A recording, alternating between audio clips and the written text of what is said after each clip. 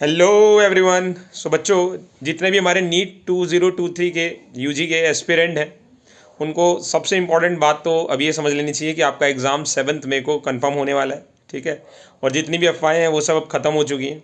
सबसे बड़ा क्वेश्चन जो बच्चे पूछ रहे हैं कि क्या सिलेबस रिड्यूस हो गया है, तो कोई सिलेबस में रिडक्शन नहीं है। जो नया सिलेबस आया है एनसीईआरटी का, उससे आपके 2023 के एग्ज़ाम पे कोई फ़र्क नहीं पड़ रहा है। जो आप एनसीईआरटी पढ़ रहे थे फिजिक्स केमिस्ट्री बायोलॉजी के लिए, उससे ही पेपर आपका आने वाला है। क्या पेपर पैटर्न में कोई चेंज है? कोई पैटर्न में चेंज नहीं है। फिजिक्स केमिस्ट्री और बॉटनी जूलॉजी के आपके वही सेक्शन ए सेक्शन बी रहेगा। सेक्शन ए के 35 क्वेश्चंस कंपलसरी रहेंगे। सेक्शन बी में 15 में से 10 आपको करने हैं। वही 180 क्वेश्चंस आपको करने हैं। वही 720 मार्क्स का पेपर है। कोई खास चेंज नहीं है। ठीक है, और फॉर्म आप फिल करें अच्छे से सब कुछ देखते हुए। ठीक है, बाद में आपके बहुत सारे क्वेरीज आती हैं कि फ़ोटो के ऊपर क्या साइज़ रखना था, फ़ोटो के ऊपर नाम लिखना है, डेट ऑफ बर्थ लिखनी है, नहीं लिखनी है, लेटेस्ट होनी चाहिए फ़ोटो, है ना।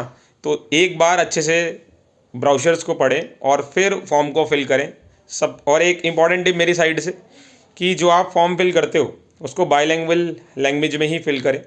जैसे कि अगर आप हिंदी चूज़ करते हो तो वो पेपर हिंदी में भी आएगा और इंग्लिश में भी आएगा, है ना। और कोई लैंग्वेज चूज़ करते हो आप तो उस लैंग्वेज में भी आएगा पेपर और इंग्लिश में भी आएगा। लेकिन अगर आप इंग्लिश चूज़ करते हो तो सिर्फ पेपर इंग्लिश ही में ही आएगा। तो बाईलैंग्वेज से ये फ़ायदा है, एक तो आप दो लैंग्वेज में कोई क्वेश्चन समझ नहीं आ रहा तो उधर से पढ़ सकते हो। जैसे कई बार इंग्लिश से अगर नहीं समझ में आ रहा तो हिंदी पढ़ के आप उसका मतलब समझ सकते हो। दूसरा कि आपको स्पेस भी हर क्वेश्चन के लिए, रफ वर्क के लिए डबल मिलता है। ठीक है, तो इसका बहुत अच्छे से आप यूज़ कर सकते हो। तो इस बात का ध्यान रखें, फॉर्म अभी जल्दी ना करें, पहले अच्छे से समझें फिर फॉर्म फिल करें। पूरे 1 मंथ तक ये फॉर्म आप रजिस्टर कर सकते हो। तो आजकल पहले अच्छे से समझ लें और फिर फॉर्म को एक बार में फिल करें। करेक्शन विंडो आता तो है बट करेक्शन विंडो तक जाना क्यों है।